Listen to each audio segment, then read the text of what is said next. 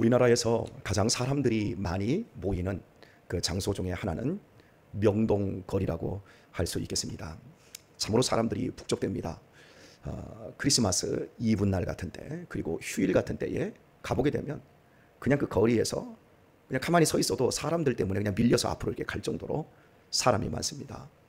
화려한 네온 사인, 그리고 아주 아름다운 것들로 장식되어 있는 쇼 윈도우, 그리고 들뜬 젊은이들의 그런 표정들, 저는 그런 것들을 보면서 이런 모든 것들이 환상이 아닌가 싶습니다. 왜냐하면 명동 거리에 사람들이 많이 몰리는 저녁 때부터 시작해서 한 12시 이때까지 말고 새벽 1시나 4시나 한 5시 무렵에 이렇게 가보게 되면 사람들이 많지 않은데, 그나마 있는 사람들이라고 하는 건 술을 먹고 여기저기에서 비틀거리고 길바닥에 앉아 있든지 아니면 누워서 자고 있는 흉측한 모습을 볼 수 있기 때문에 그렇습니다. 우리가 볼건 대낮에는 사람들이 다들 열심히 살아가고 아주 건실하게 살아가는 것 같지만, 밤중에 보면 낮에 그렇게 열심히 일했던 사람들이 술집으로 몰려가고 여흥장소로 물려가서 그들이 뿜어내는 밤의 광기, 이것은 거의 미친 수준에 있는 모습이 아닐까 싶습니다. 제가 30년 전쯤 전도사 생활을 시작을 했을 때에 이 오산에 있을 때 LG전자의 그 월급날이 되면 오산 시내에 술집이나 나이트클럽이나 여흥장소, 식당에 사람들이 회식하러 오고 술 먹으러 오면 한 2억 정도가 돈이 풀린다고 했었습니다. 그때 되면 오산 역전 앞쪽에 있는 그 골목으로 사람들이 북적북적 됐던 것들을 제가 기억을 하게 되었습니다. 그건 허상입니다. 지금 삼성이 이 건물, 반도체 건물을 계속해서 짓는다고 저 거제도에 있었던 중공업, 그러니까 선박을 만드는 이런 쪽에 있었던 사람들이 대거 이쪽으로 몰려들면서 사람들이 얼마나 북적북적 되었습니까? 그러면서 집값이 어마어마하게 올라가고 식당들이 쾌재를 불렀고, 이런 시기가 한 2년 정도 지난 후에 사람들이 지금은 쭉 빠져버렸어요.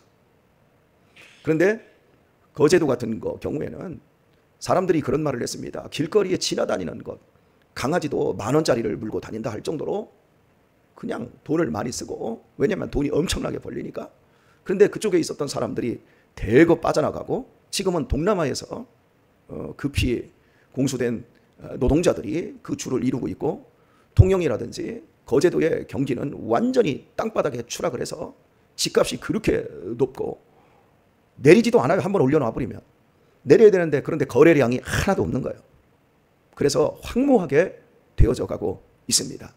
70년대, 80년대 돈이 가장 많이 몰리던 그런 지역은 태백의 정선의 사북, 이런 곳이었을 겁니다. 인구가 뭐 10만, 15만 막 갑자기 이렇게 몰리면서 정말 돈이 어마어마하게 쏟아져 나던 곳이지요. 그러나 지금 가보게 되면 정선 카지노 빼놓고 나머지 지역은 그냥 한적한 강원도 시골 마을에 불과합니다. 예전에 그런 영광이 있었을까 싶어요. 문경이라고 하는 곳이 있어요. 제 동기 목사님이 문경에서 목회를 하고 계시는데, 그 지역에 가보게 되면 옛날에 탄광이 있었던, 특별히 막 금광 이런 것들이 엄청나게 일제시대부터 개발되어서 1960년대 후반 이때까지도 엄청나게 나왔다는 거예요. 그래서 그 조그만 문경 그 동네 안쪽에 보게 되면 만오리가 있는데, 만원리인가요? 예, 그쪽인데 옛날 집들이 어마어마하게 많은데 지금은 집들이 없어요. 다 막 황량해요. 옛날의 영광이 다 지나가 버리는 거예요. 우리네 인생이라고 하는 것이 젊음도 다 허상처럼 다 지나가지 않습니까? 그런데 많은 사람들이 그것이 영원할 것이라고 생각해요. 계속해서 공급이 되어지고 또 그것이 유지되어지고 그런 삶을 같이 편승을 해버리면 안전한 것이다. 그러나 그것은 안전한 것이 절대 아닙니다. 도시 문명이라고 하는 것은 허상입니다. 저희 아파트에 엘리베이터 공사가 지난주부터 계속 되어져서 한 2주 동안 이어졌습니다. 제가 19층 아닙니까? 날은 푹 찌는데 엘리베이터 고친다고 4시간 동안 엘리베이터를 안 쓰니까 지하에다 차 대고 올라가려면 21층이에요. 한번 올라가고 나니까 이 젊은데도 두 번 다시 내려오고 싶지 않아요. 막 땀으로 목욕을 하는 거예요. 그런데 어르신들은 어떨까요? 완전히 미쳐버리는 거죠. 만약에 수도가 공급이 되지 않는다, 아파트는요 더러워서 살 수가 없는 거예요. 오늘 우리가 편안하고 안정적으로 살고 있는 이런 모든 삶들을 가만히 돌아보면 너무 인위적이고 너무 자기적인 거예요. 자연적인 것이 아니에요. 그래서 그것을 꼭 그 수준을 유지해야만이 평안할 수 있는 것은 언제든지 무너져 내릴 수 있는데, 그게 뭐냐면 전쟁이에요. 전쟁이 터지면 제일 먼저 공격받는 곳이 전기를 공급하는 시설들, 그리고 수도 시설들, 이런 곳이 다 파괴가 됩니다. 포탄 한 발이면 이 평택 지역에 전기가, 수도가 다 끊겨버립니다. 전신주, 커다란 전신주에 하나 포탄이 떨어지지 않습니까? 박격폭탄의 사정거리가 40m입니다. 공중으로 놔서 쏴서 그 쏘는 포탄 중에 유력이 가장 작은 게 딱 40m 그 반경을 다 부셔버리고 다 날려버립니다. 우리가 영화에서 박격폭탄 쏘잖아요. 그건 다 각색되고 다 거짓말이에요. 우리가 전쟁 영화 보면 막 기관총을 두두두두 쏘고 이러고 나가잖아요. 소총 둥둥 쏘잖아요. 실제 유력은 영화에서 보는 것보다 훨씬 큽니다. 여기서 총을 땅 쏴도 어깨가 막 흔들리고요. 수류탄 하나 던져서 저 앞에서 터지면요, 지면이 흔들립니다. 모든 게 다 부서져 버립니다. 전쟁이라고 하는 것. 그런데 이제 막 155mm 이런 포, 그리고 그거보다 더 큰 이 포탄들 한 방이면 이 완전히 평택이니 이 대한민국은 금방 잿더미가 되어지는 거예요. 그래서 전쟁이라고 하는 것이 그렇게 무서운데, 이 전쟁은 오늘날만 무서운 것이 아니라 고대 사회에서도 가장 두려운 일이었어요. 전쟁이 일어나면요, 같은 편끼리 죽입니다. 예를 들어서 전쟁이 일어났다. 그럼 사람들이 사재기를 하기 시작합니다. 뿐입니까? 젊고 힘 있는 놈들은 남의 집에 들어가서, 남의 가게에 들어가서 털어버리는 겁니다. 법치가 다 무너져 버립니다. 여자들은 적에게도 강간당하고요, 동네 사람들에게도 강간당하고요, 이러면서 완전히 그 삶은 정말 무시무시할 정도로 바뀌어버리게 되었습니다. 읽은 말씀에서 이스라엘 백성들은 지금 전쟁의 상황에 돌입을 했습니다. 호각 나팔을 붑니다. 뿔나팔을 불면서 호각 소리를 내면서 전쟁이 일어났다. 전쟁과는 전혀 상관없었던 안정된 지역이었습니다. 기부아라든지 라마라든지 베다웨는 내륙 깊숙이 있었기 때문에 위에서 쳐들어오든 아래에서 쳐들어오든 가장 늦게 피해를 보는 곳, 전쟁하고는 전혀 상관없었던 지역까지 하나님께서 막 쳐들어간다는 거예요. 적들로 하여금 그런 지역까지 모두 쑥대밭을 만들어 버리겠다고 말씀하고 있습니다. 왜 그렇습니까? 하나님의 백성들은 하나님의 말씀으로 살아야 합니다. 하나님만이 요새이고 하나님만이 피난처이고 하나님만이 그들의 군대여야 합니다. 그런데 이 이스라엘 백성들이 하나님의 말씀을 우습게 여기고 세상의 방식과 세상 사람들하고 똑같은 재미와 쾌락과 욕망을 쫓다가 결국 하나님의 얼굴에서 떠나버린 거야. 하나님을 원수로 만들어버린 거예요. 하나님을 적으로 만들어버린 거예요. 제가 여러분에게 어제 아침에도 말씀을 드렸지만, 제자가 선생님을, 스승을 적으로 돌리고, 회사원, 말단 직원이 사장님을 적으로 돌리고, 성도가 목사를 적으로 돌리고, 자식이 부모를 적으로 돌리고 행복하게 살 수 있는 길은 없습니다. 하물며 사람이 천지만물을 창조하시고 세상의 모든 운행 질서를 이끌고 계시는 하나님, 인간의 생사화복을 주장하시는 그 하나님을 적으로, 원수로 돌려놓고 어떻게 행복할 수 있겠습니까? 환자가 병원에 입원해서 의사와 좋은 관계 속에서 의사의 말을 따라야 합니다. 그런데 환자가 의사의 말을 무시하고 의사를 뒤에서 욕을 하고 의사가 불성실하더니 실력이 없다느니 그의 면전에서 그렇게 이야기하면서 간호사와 친하게 지내려고 합니다. 그러면 고침받을 수 있겠습니까? 절대 고침 못 받습니다. 쫓겨납니다. 하물며 하나님은 우리 인간들을 위해서, 특별히 이스라엘 백성들을 위해서 그들을 당신의 백성을 삼으셨어요. 우리를 위해서 십자가의 아들을 못 박으시고 모든 죄를 다 예수님에게 덮어 씌우시고, 그 아드님께서는 그 죄를 짊어지시고 죽으셨어요. 심판을 대신 당하셨어요. 그리고 아들의 이 대속을 믿는 사람들은 그것을 의로 여기시고 구원하시기로 하시는 이 복된 소식을 주셨는데, 많은 사람들이 하나님의 이 말씀, 이 복음을 거부합니다. 그리고도 행복할 수 있다고 생각을 합니다. 모두 속고 있는 거죠. 어느 날 그들에게 전쟁의 소리가 들려옵니다. 우리는 북한을 굉장히 두려워합니다. 중국도 두려워하고 일본도 두려워합니다. 그들이 우리의 적이 될 거라고 생각을 합니다. 북한은 우리의 주적으로 우리가 압니다. 그러나 정말 무서운 것은요, 북한이 아니에요. 하나님이에요. 하나님. 하나님을 적으로 돌린 인생은 아무런 소망이 없기 때문에 그렇습니다. 하나님은 북한도 사용하실 수 있고 중국도 사용하실 수 있어요.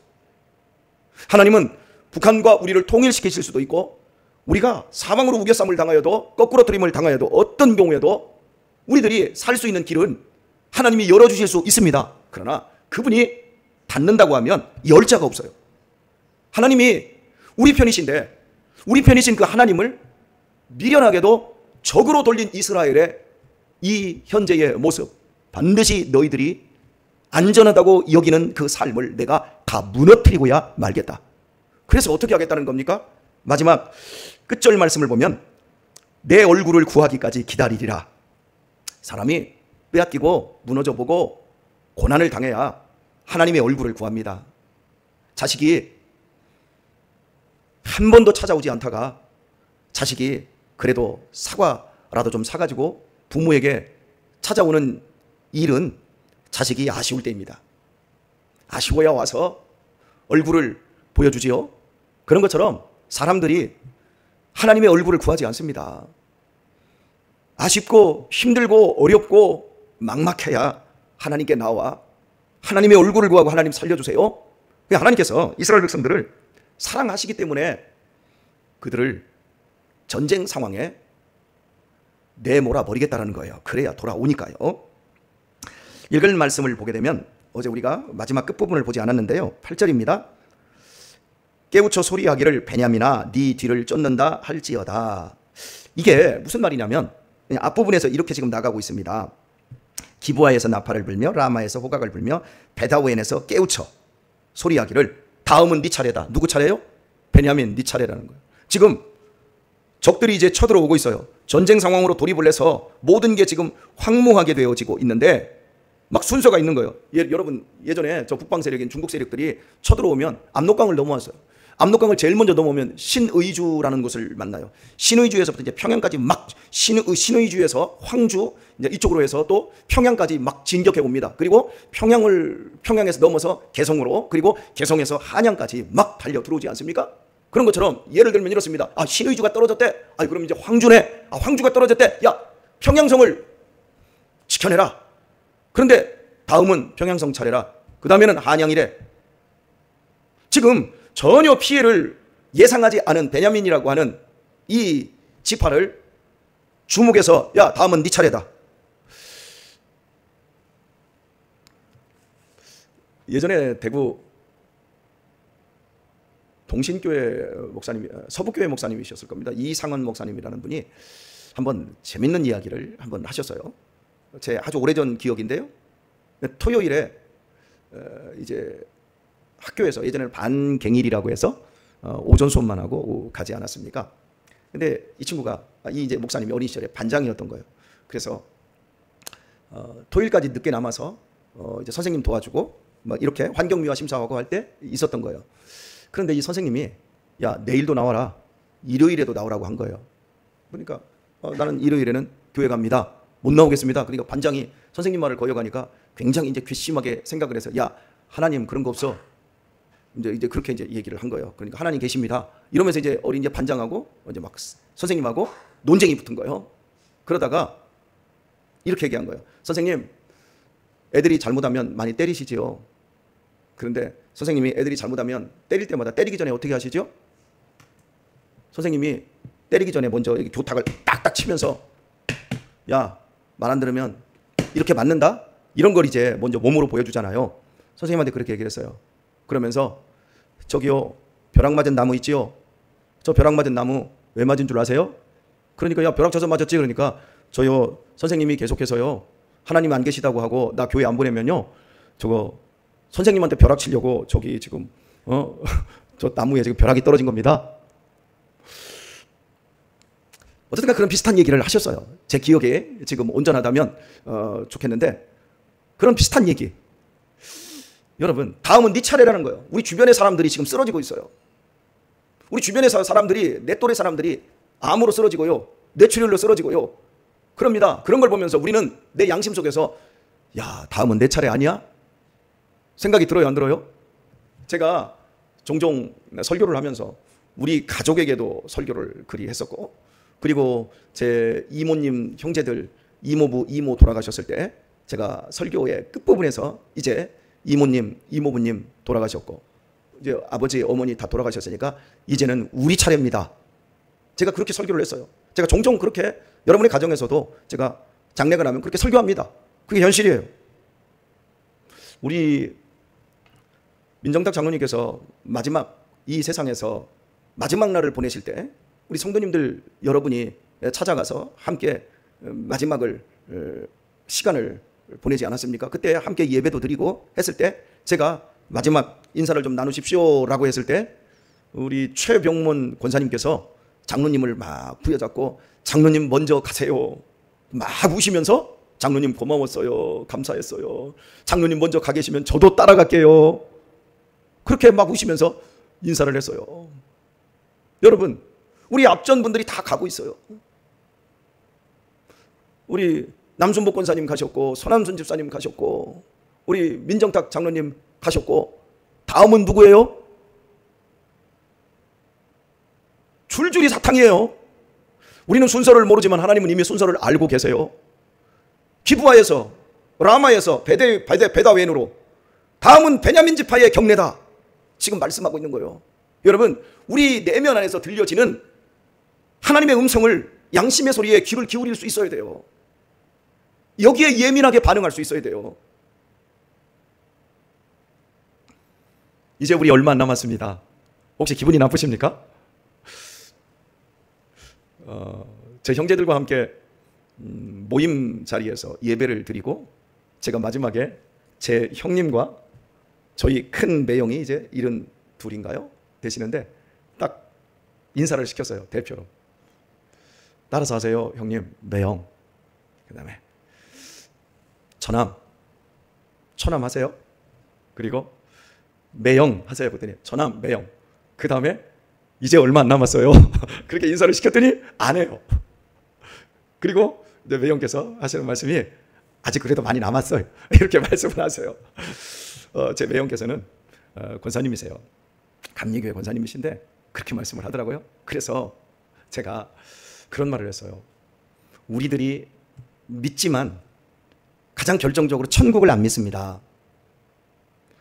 어떻게 해서라도 마지막까지 이 세상이라고 하는 안정된 곳에서, 내 안정된 집에서 어떻게 해서라도 조금이라도 더 살다가 더 이상 버틸 수 없을 때 우리는 죽는다고 생각을 하지, 기쁨 중에 여기보다 더 좋은 천국으로 이사 간다는 생각을 잘 못합니다. 많은 사람들이. 그래서 감옥에 있는 사람이 출감하는 날이 이제 얼마 안 남았다. 병원에서 오래도록 입원한 사람이 이제 밖으로 퇴원하는 날이 얼마 안 남았다. 군생활 고단하게 하는 병사가 이제 제대할 날이 얼마 안 남았다. 좋아요, 안 좋아요? 그렇게 이 얘기를 해놓고 이 세상 우리가 흙수저로 태어나서 한평생 살아왔지만 여전히 흙수저이고 여전히 슬픔과 저주와 아픔이 있는 이 땅에서 우리에게 무슨 소망이 있느냐? 천국은 완전한 곳, 우리를 위하여 하나님이 예비해 주신 그 복락을 누리는 곳. 그런데 그곳이 안 좋게, 여기보다 안 좋게 느껴진다면 우리의 신앙이 이상한 것 아니겠느냐? 다 공감을 하더라고요. 그 다음에 다시 인사를 시켰어요. 매형, 형님, 이제 얼마 안 남았어요. 그때 좋아가지고, 야, 얼마 안 남았어요. 이렇게 인사를 했어요. 제가 여러분에게 이 새벽부터 무식한 설교를 합니다. 전쟁을 통해서 하나님이 우리를 때리고 우리를 황묵케 하는 이런 무시무시한 설교를 합니다. 왜요? 이 세상은 그게 진실이니까요. 우리를 영원토록 행복하게 해줄 것 같은 반짝거리는 명동 내거리와 같은 그런 모습들에 현혹된 우리의 의식을 가지고는 절대 정신 차려서 깨어있는 삶을 살아갈 수가 없습니다. 그래서 하나님은 우리의 주변을 치십니다. 수없이 많은 고난들을 당하게 하십니다. 무너지게 하십니다. 그런 걸 통해서 우리는 하나님의 얼굴을 구하는 대로 나아가게 되어집니다. 여러분, 민장로님 가셨습니다. 다음은 누구 차례? 내 차례다 생각하시고, 아멘들을 안 하시네. 다음은 내 차례다 생각하시고, 예, 그래도 안 하시네요. 이럴 때는 아마 해야 되는데요. 예, 다음은 내 차례다 생각하시고 여러분의 삶에 있어서 하늘의 소망을 두는 이 신앙 생활에 여러분 게으름이 없이 부지런하실 수 있기를 바라고요. 신앙에 낭망이나 상처나 시험 들지 마시고 믿음 안에서 멋지게 살아가시길 바랍니다. 이렇게 마지막까지 승리하고 때가 되면 천국으로 이사하고 저 다음은 네 차례야. 너 그렇게 살다가 너 큰일 나. 이런 사람들에게 역으로 좋은 모델로 그들을 경고하며 그들을 깨우며 영원한 천국으로 함께 이사하기까지 여러분의 빛과 소금된 삶을 승리로 만들어 가실 수 있길 우리 주 예수님의 이름으로 축원합니다.